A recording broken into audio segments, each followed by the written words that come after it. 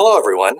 Thanks for joining me here at the Loft Cinema. Well, I'm currently in our administrative offices here at the Loft Cinema, and we are currently closed, of course, due to the coronavirus pandemic. So I'm here alone, self-quarantining in my office with some of my favorite books behind me. So my name is Jeff Yanc. I am the program director here at the Loft Cinema. And again, I want to thank you all for joining us today. This is our first online live stream talkback for a film. Many of you know that we have started live streaming films while we've been closed because we can't show films in the theater at this moment. So I'm really happy and grateful that a lot of people have been watching and streaming those films. And we're here today to talk about one of them. A great one that we opened a couple of weeks ago, virtually opened a couple of weeks ago, called The Booksellers. So just a couple of things about The Booksellers before we start chatting. And please, comment as we're chatting so that I can look at what you're saying and we can talk about it. Some of you submitted some questions before this chat began, and I'll read those and we'll talk about those. So The Booksellers is directed by D.W. Young, who is a filmmaker who's more known as an editor. He's done editing on a number of films. He's made 2 feature films called Too Cold to Swim and The Happy House. But The Booksellers is his very first feature-length documentary.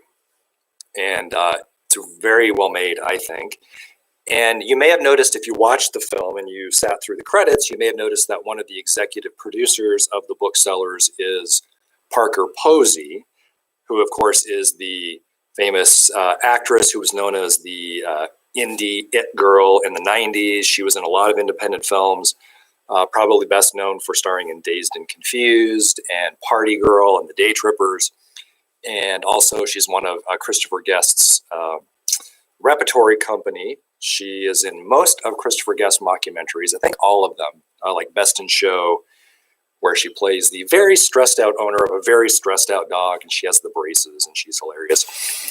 She is a author, also author of the memoir You're on an Airplane, a self-mythologizing memoir, and it's very funny, and I would highly recommend that. She also is a staunch New Yorker, and so I think that's one reason she was attracted to this film. So thanks, Parker Posey, for helping to get this film made.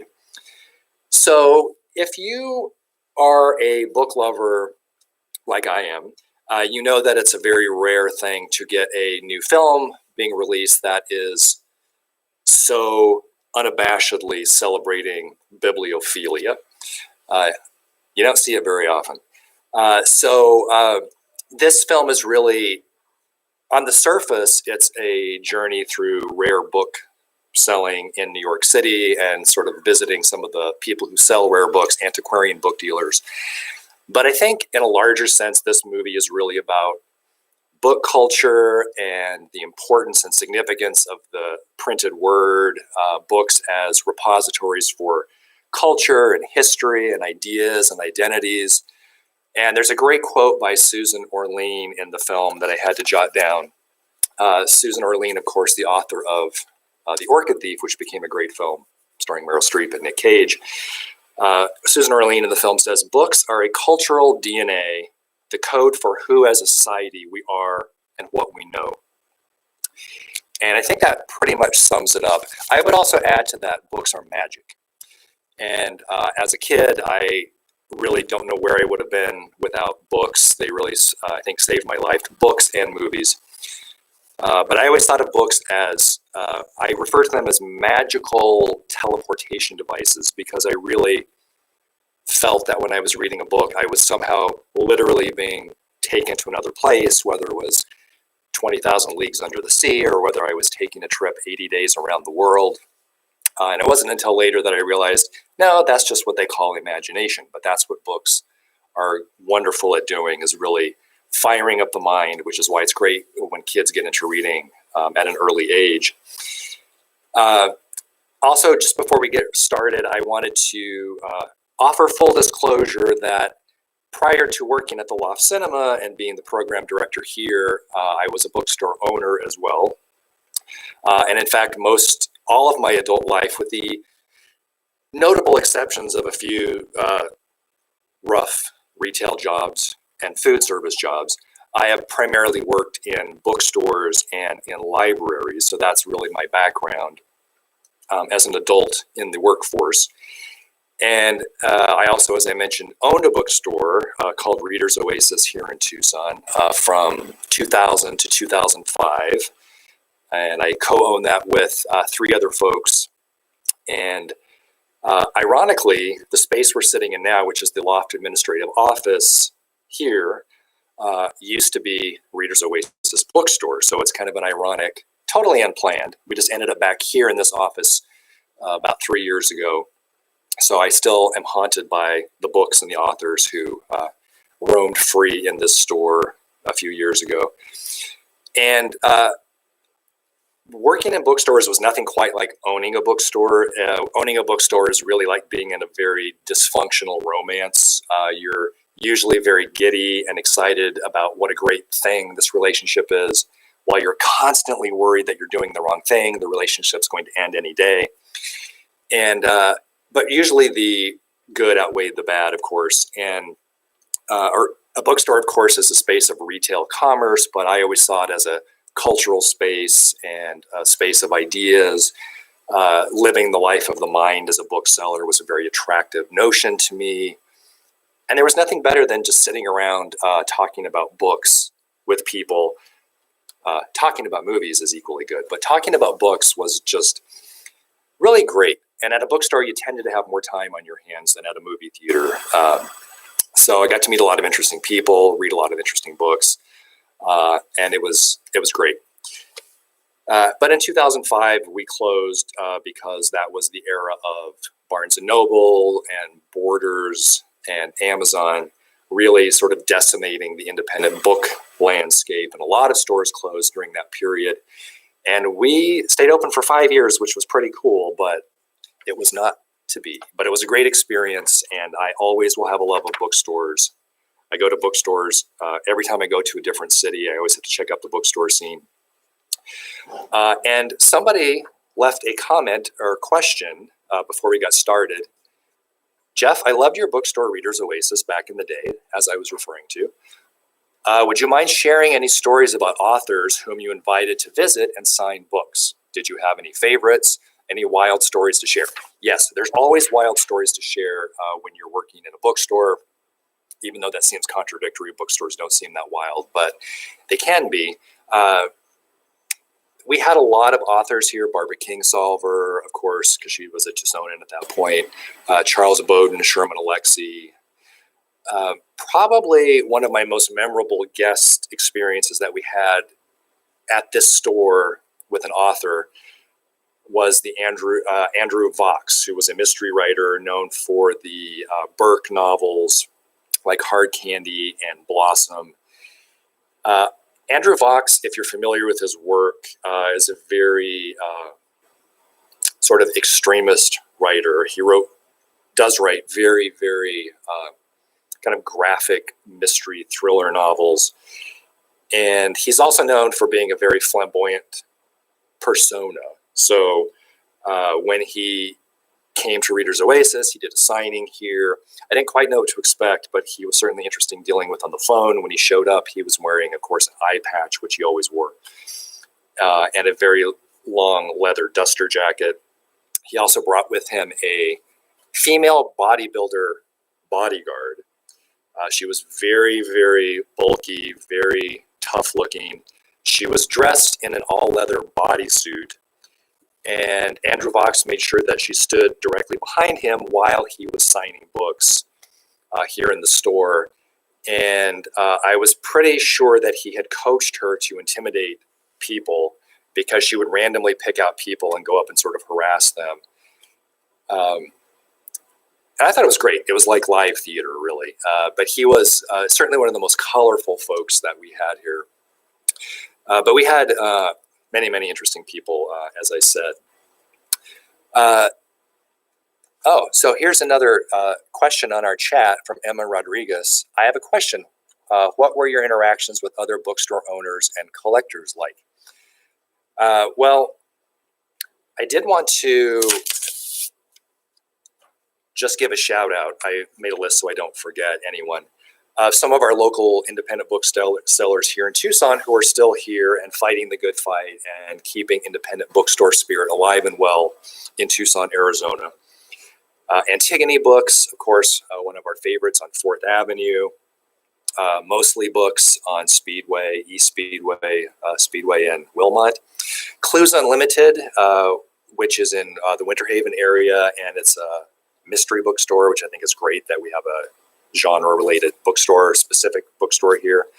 Of course, U of A Bookstores on campus, Revolutionary Grounds on 4th Avenue, and for used stores, of course, the Book Stop, which is one of the greatest used bookstores I've ever been in on 4th Avenue. And of course, Bookman's, 3 Bookman's locations here in Tucson. And we have, 2 Barnes and Nobles.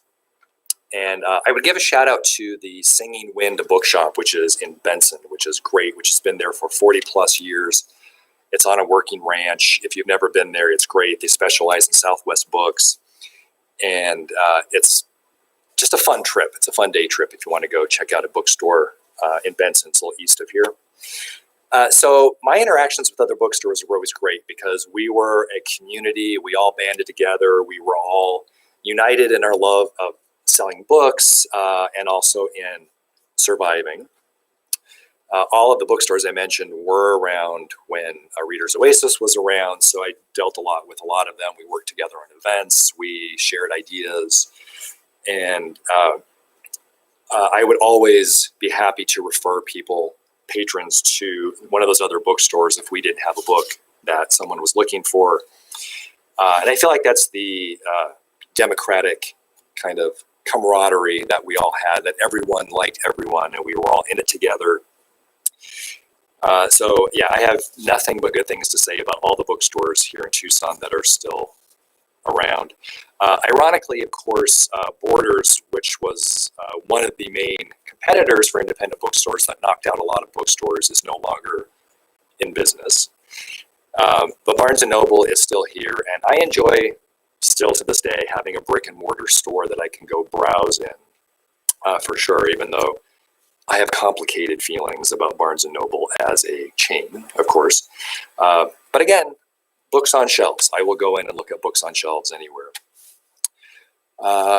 Let's have another comment from, Dan Stormont. Jana remembers you from Reader's Oasis, Jeff. Yes, thank you. I remember Jana as well. So we had a lot of, I think, fans here in Tucson, which was great. But again, running an independent bookstore in this current day and age is not an easy thing, which is why I would highly recommend anyone who wants to support independent bookstores, please check out any of those bookstores that I have mentioned. Also, I wanted to point out before we really dig into the movie, there is a new online bookseller called Bookshop, which is something, if you're not familiar with, I would recommend you check out if you're a book lover and you want to support independent bookstores. Bookshop started in late January of this year, so right before the coronavirus shutdown of America. And they were created by a man named Andy Hunter, who is just an individual who ran bookstores, and he wanted to create an online alternative to Amazon. So what Bookshop is it mimics Amazon. You can go on Bookshop, you can order books there. They have tons of book titles. They offer discounts, much like Amazon does. They do shipping, much like Amazon does. And what makes them different from Amazon, of course, is that they support local bookstores. So bookstores can sign up to be part of the Bookshop experience.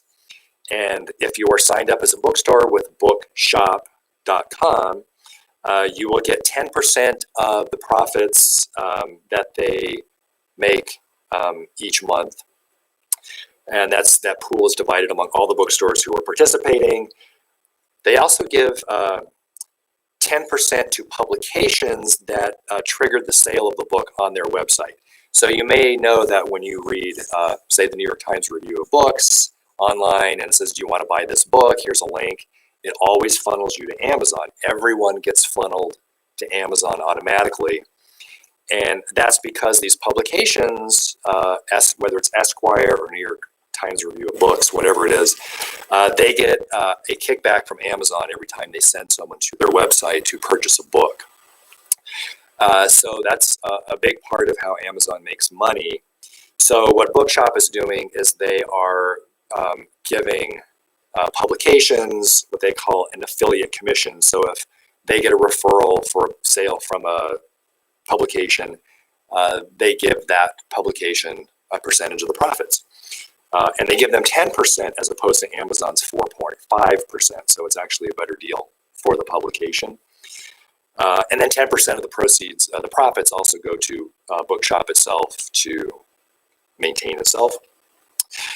So it's independently owned and operated. And again, it's trying to basically mimic what Amazon does already. And it's a pretty great experience. I've bought a few books there already. And you know that you're helping local independent bookstores. Mostly Books here in Tucson is one of the books on Bookshop. You can also, of course, go directly to the bookstores themselves to order books. But I would highly recommend checking that out. It's nice to have an alternative to Amazon because I think we're all buying everything from Amazon right now. And maybe we don't necessarily need to buy all of our books there, although that's fine if you want to, but you don't have to. There's other ways to purchase books online.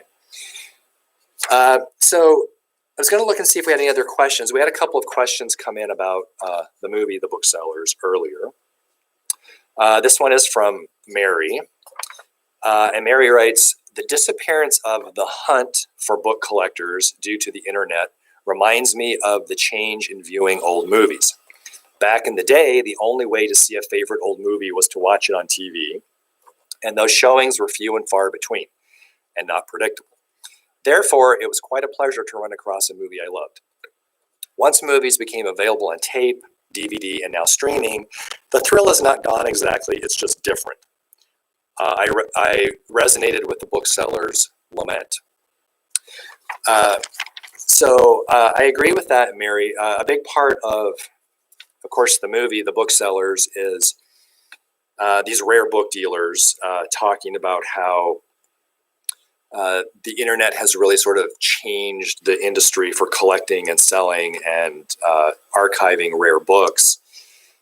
Because part of the excitement for rare booksellers, as you got a very strong sense of from the movie, was the hunt and looking, searching for years for a book and stumbling across a book somewhere, realizing you had to have that book.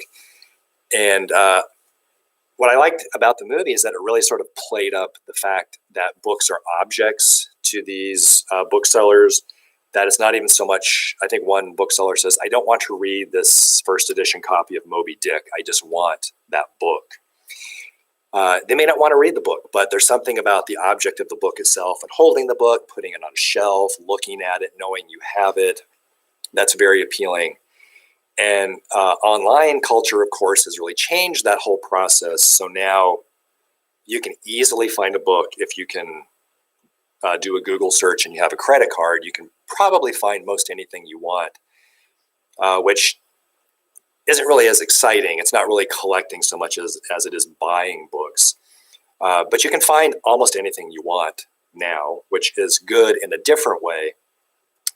But I really think it has changed what book collecting is and why it was interesting to the people that we saw profiled in the film.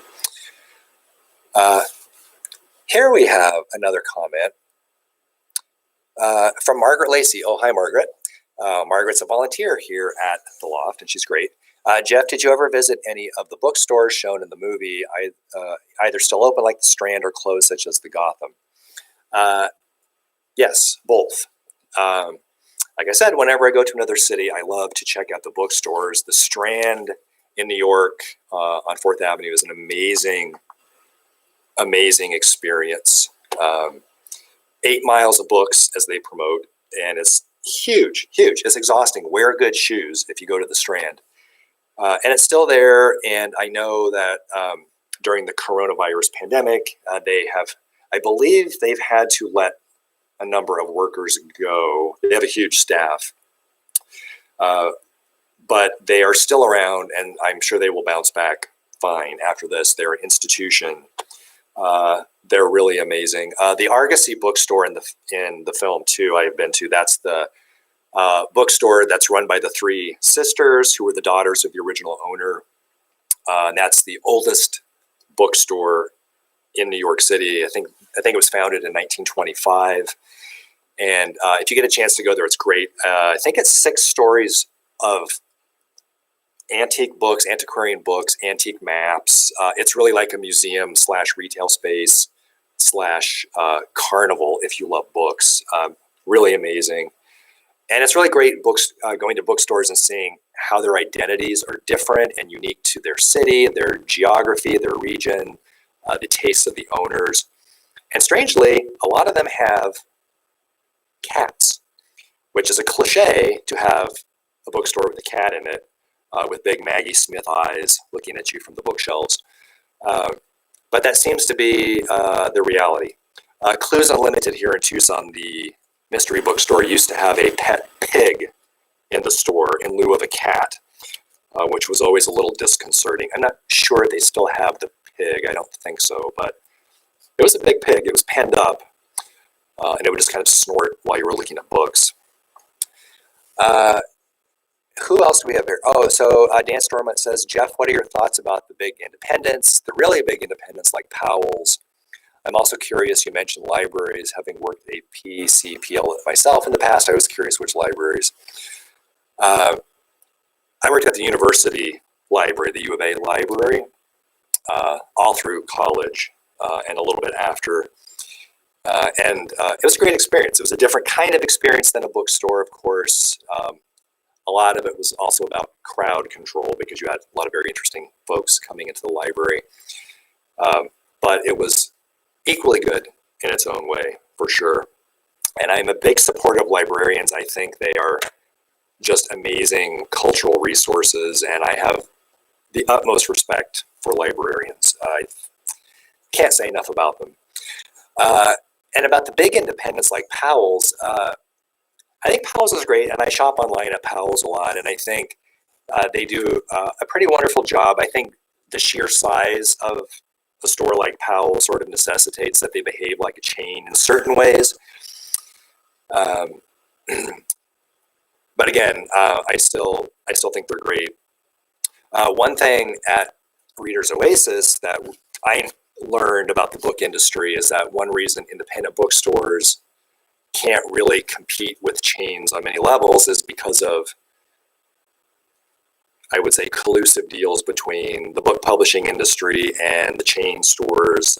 Independent bookstores were not offered the same kind of discounts on books, so you couldn't order huge stacks of the latest Harry Potter book, for example. You couldn't discount them as deeply as the chains because you were paying more for them as an independent bookstore. So really, in a lot of ways, the industry, at least at that time, it may have changed now, but I don't think so. In a lot of ways, the industry was stacked against independent booksellers in favor of the chains. And now, of course, Amazon has sort of also upended that model as well, because they, as you know, are able to discount books shockingly steeply. Like, it's kind of hard to understand how they can sell books for what they sell them for. But I think it's because they get very good deals on books from publishers. Here's another question. Marcy Albert. Hi, Marcy. Marcy is also a great Loft Cinema volunteer. This is great seeing all of our Lofties here on this chat. Thank you. Marcy says, I love the New York City bookstores. What amazing settings. Many of the booksellers were older. What else does she say? My comment was cut off, but Marcy's basically saying how much she loves the New York City bookstores.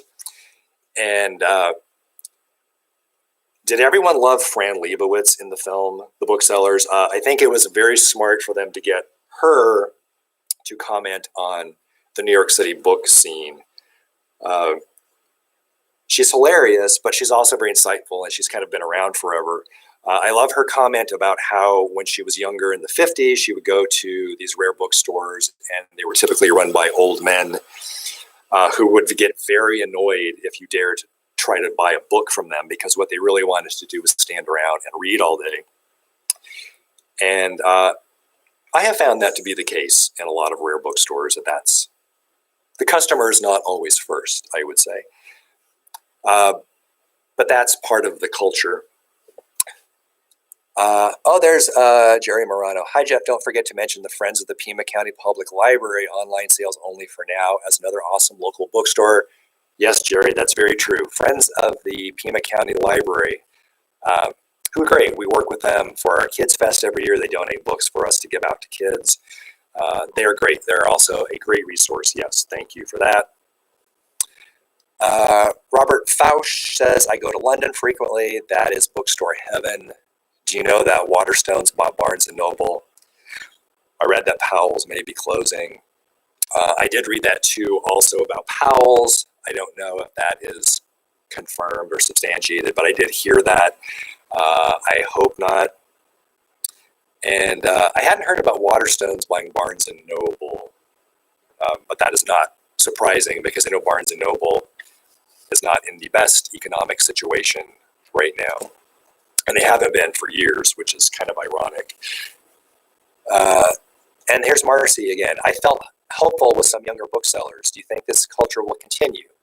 FYI, ordered from Antigone last week, and it was so easy. Yes, Antigone is great. Order from them. They're doing curbside service now. They do books. They have book recommendations for you. They're great. It's basically, you can do everything you used to, except you can't actually go into the store. But Marcy brings up a good point, I think, about the younger booksellers. One thing I liked about the Booksellers movie in general was the kind of idea about generational bookselling, and how there's both optimism from the younger booksellers and pessimism from the older, hardened, been around forever booksellers. There's a lot of talk in the film, of course, about the death of book culture. But as Fran Lebowitz points out, when she is on the subway in New York, this is anecdotal from Fran Lebowitz, so you know it's true. She says that it's millennials who are the people that she sees reading actual books on the subway, and it's middle-aged people and older who are reading Kindles. And I don't know, we don't have a subway here in Tucson, but I would believe it. I don't personally read on Kindles. I can't stand it. I must read books. I like the smell. I like the sound of the spine breaking. I love getting a new book and hearing the spine break. The smell of the glue, the ink. It's amazing. And also, I should say that books are great anthropological objects, because one thing I loved, I also used to work at Bookman's, which, if you're not familiar with that, that's, of course, a very famous used bookstore here in Tucson. I worked at the trade counter, and when I would get books, I would always immediately open them and shake them, because I wanted to see what someone had left behind in the book. Everything, stamps, photographs, bookmarks from other stores where the book was originally purchased, plane tickets, intimate items, which I won't get into here. And it was just like this sort of archaeological dig as you were looking at the book, and you saw the history of that book and where it had been and who had owned it. And it was amazing. And I can see why that is such a strong appeal for rare book dealers, just the history that's in that book. So I just wanted to point out also, speaking of the younger booksellers, Rebecca Romney, who was in the film, who is the young woman who is on Pawn Stars, the reality TV show, which is set in Las Vegas, where they basically evaluate people's items. And she is their go-to rare book appraiser. Rebecca Romney is like the rock star of the rare book world at the moment. And she's great. And she's sort of like a bridge into making rare book collecting and dealing cool and relevant in the year 2020. And she's great. And I think there's a lot of people, like the young woman who was collecting the hip hop artifacts. I think she was amazing, trying to make rare book dealing a little more diverse and open. One thing that struck me about the booksellers is the gender issue in terms of who are booksellers. A lot of white men a lot of white men. And as one of the women in the film says, the American Booksellers Association, which is an advocacy group for independent bookstores, their membership is 85% male. Because I believe, if I remember correctly, you have to be the registered owner, stated owner of a bookstore to be the member. And 85% male. And it was always my experience working in bookstores that there was mostly women working in the bookstores, but I guess in terms of ownership, it's still very skewing male. So I think a lot of the efforts by these younger booksellers, a lot of them are women, a lot of them are people of color, trying to sort of update and refresh the industry so that it can continue forever, so it doesn't just stagnate and die. So Robert Fausch, follow up on the Barnes & Noble Waterstones story. Waterstones bought Barnes & Noble last August. Well, see, there you go. Okay. Thank you, Robert, for that. So I have one other question that was submitted earlier. I believe this was maybe also by Jerry. Is this Jerry Morano, possibly? I read the Washington Post article called "The Little Booksellers That Could" about a group of indies taking on Amazon right after watching The Booksellers. I was struck by the contrast of the booksellers on the one hand, who loved the hunt and the acquisition almost to the point of hoarding, to the indie booksellers, on the other hand, who mainly wanted a chance to sell books in their community and having to band together to have a shot at taking on Amazon. I guess most important, though, is that all booksellers want to get actual books into the hands of people who will truly appreciate them. I can totally agree with that, Jerry. That's exactly how I felt as a bookseller. I just wanted people to read and to have books and to love books as much as I did. I think you bring up an interesting point in your comment about some of the rare booksellers acquiring books to the point of hoarding. So my question watching the film, The Booksellers, was, what is the difference between collecting and hoarding? I think there's a fine line. I think I know what it is. Someone in the film says either you have the gene for collecting or you don't have the gene for collecting. So if anyone has any thoughts on that, I would really appreciate it, because I collect a lot of things, not just books. But I don't consider myself a hoarder because I'm not collecting, trash or anything, empty yogurt containers.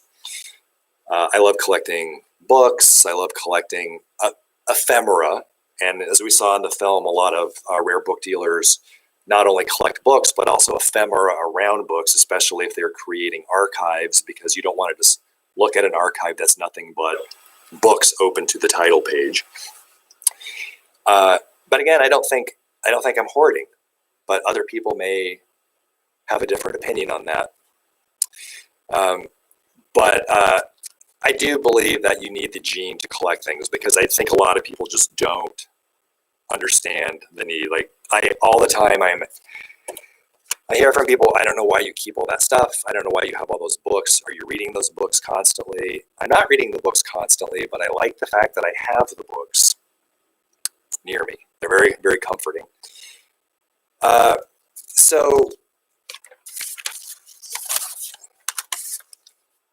I wanted to, maybe, as we're kind of getting to the end of our chat already, because we only have 40 minutes here, but what I was hoping to do is hear if anyone has any rare book collection items that they would like to share with us that are particularly good.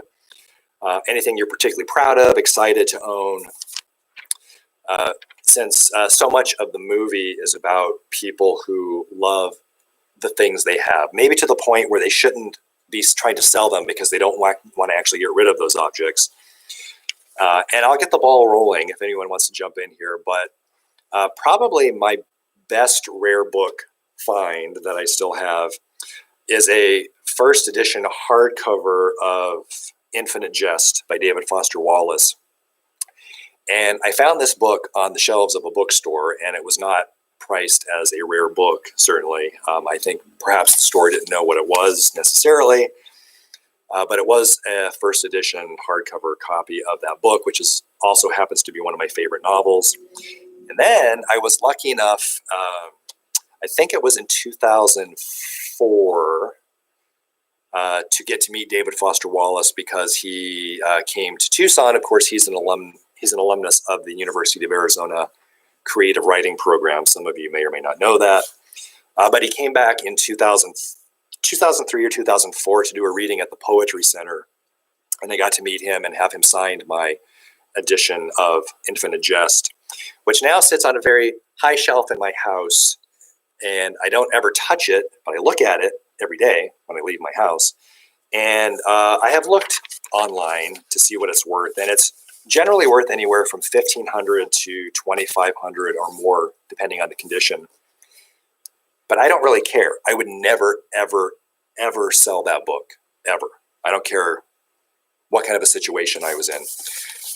But that's mine. What else do we have here? Parisa. Oh, hi, Parisa. Parisa used to work here at the Loft. She says, I agree, collecting can be an art. There's a difference between holding on to materialism and harnessing an art and community. Yes. Yeah, I definitely think so. Books are art. And much like people collect paintings, you can collect books, you can collect lots of different kinds of art. Beth Kane says, my favorite collected item is a 20-pound complete compressed OED Oxford English Dictionary with a little slide-out magnifying glass to read the microscopic text. I found it at an estate sale for $2. That's amazing. I always wanted one of those. And a Da Vinci manuscript, which Bill Gates already bought in the film for $25 million, so I'm not going to get that. Dan Stormont says, it wasn't interesting to find out that the Atari books I bought back in the day and still have in like new shape are worth at least $50 a piece. Not that I'm selling them. Exactly. Because you love them as objects. They're worth something, but they're worth more to you emotionally, I think, than economically. Dan Stormont says, Jana and I are very proud of having found a copy of Requiem of the Santa Cruz. Very nice. Yes, I'm familiar with that book. Don't own it, but it's great. This may not mean anything to anyone, but I also have a first edition copy of a book by Ed Wood Jr., the famous bad filmmaker who was also a bad novelist in the 50s, wrote a book called Orgy of the Dead, which became a movie later. And I found that working at Bookman's. It came across the trade counter. It's worth a lot of money. I don't think I want to read it, though. Orgy of the Dead by Ed Wood. I think I know what it is, but I love it. I love it. So as we wrap up, also please jump in here. Since we are all under quarantine and we're all locked down and we've all, I think, already watched way too much Netflix, but we're still renting streaming films through the Loft, I'm sure. It's time to read books. And please give us some suggestions of quarantine books that we can read. I'm just going to mention a couple that I'm reading right now. I'm reading the new Stephen King book. This is not exactly an avant-garde choice. Let It Bleed. Oh, I'm sorry, If It Bleeds. Not Let It Bleed. If It Bleeds. And I realized that Stephen King to me is sort of like comfort food in book form, which I need right now during the quarantine era. It's actually good. I think he's sometimes an underrated writer. And look, the cat has a rat nose. There's a scary rat in this book. And it's 4 novellas. And it's really, really good so far. This is brand new. This was actually supposed to be released in April, and they ended up releasing it in, May. It's supposed to be in May. They moved the date up to April because I think the publisher knew that people were going to want to read Stephen King during the quarantine. And now I want to go back and read all my old Stephen Kings. And just one other thing is I'm going back through my collection, which is another great thing to do during the quarantine, and find some books that are on your shelf that you haven't read in a long time, but you loved at one point, and you want to remind yourself why you loved it. I'm reading Gravity by Joseph Lanza, which is a nonfiction cultural history of gravity. So this author looks at gravity and how gravity played a part in the creation of roller coasters, rocket ships, the push-up bra, and angel food cake. not to mention the movie King Kong, the original King Kong, and a lot of other things. So it's a science book that's about fun cultural history. Really great. He also wrote a great history of music and elevator music called Elevator Music. Great. So I've had this book forever, and I am taking the time to reread it, and what a pleasure it is. Let's just see. We have a couple minutes left. Let's see if anyone else has any great suggestions. The Stand, Stephen King. Yes. Teresa Faye says, I am reading Chaos by Tom O'Neill about Charles Manson in connection with CIA. Ooh, going dark, Teresa, during quarantine. Ben Mackey, hi Ben Mackey, from the Loft. I recommend the graphic novel The Inkiel by Mobius and Horowski. Yes. Oh, Dan Storma, the best book I've read recently is it Nomenon? A mind-bending book. I'm not familiar with that. I'm going to check that out, Dan. Tia Pita says, I just want to say that part of what I enjoyed so much about the Booksellers was the footage of the bookstores. It was nice to visit these stores in the movie while we can't visit them in person. Yes, it's making me very nostalgic for getting to walk into a bookstore, or any store really, and browse and look. Browsing is a lost art. The art of finding what you weren't looking for, which is something you kind of miss online because we tend to do targeted shopping online, but going into a bookstore and just wandering around, heaven, heaven, heaven, heaven. Parisa says, I just finished New York Club Kids by Walt Paper, a wonderful new photography book and history of club kid culture. Oh, great. That seems like something you would read, Parisa. Yes, sounds great. Remains of the Day, yes. A movie on Hulu, The Bookshop. Oh, yes. With Kate Winslet, is that the one? So there's a lot of, and Upton Sinclair, The Goose Step by Upton Sinclair. I have a first edition, 1923 edition. So great, yeah. So a lot of good suggestions here. And also, again, time to hit our libraries and maybe reread some great books. So we're nearing the end of our time for our discussion here of the Booksellers. Felt too short, a lot of things to talk about. But it's a great movie. I hope you all enjoyed it. Again, we don't get to see a lot of movies about books, so that was kind of exciting to see this movie come down the alley. And it really did inspire me, and I hope it inspired you to sort of reignite your love of books as objects and as magical teleportation devices. I think we all get very busy. We live in a very fast-paced culture, even though we're all stuck at home right now. We're all online a lot. We're reading things in bits and bytes. But I think discovering just the sheer pleasure of sitting down and losing yourself in a book that you just can't put down is really something we should not take for granted. And I will, for one, will not take it for granted ever. So I hope you don't either. So that's it for now. Thank you, everyone, for watching the Booksellers. Thanks for joining us for this Talkback. We're going to be doing more Talkbacks for our films that we're streaming here through the Loft, so please keep an eye out for that. Please, if you would, think about supporting the Loft Cinema. You can check our website for ways that you can support us. You can buy gift cards, you can get memberships, you can extend your membership if you already have one. You can make a donation. And please, if you haven't subscribed to our YouTube channel, please consider doing that. That's great, because that shows that people are supporting us and we can put more content onto YouTube, and it'll be great for everyone. So thanks again, everybody. I hope you enjoyed the film and the talk, and we will see you at the movies. And thanks again. Happy reading.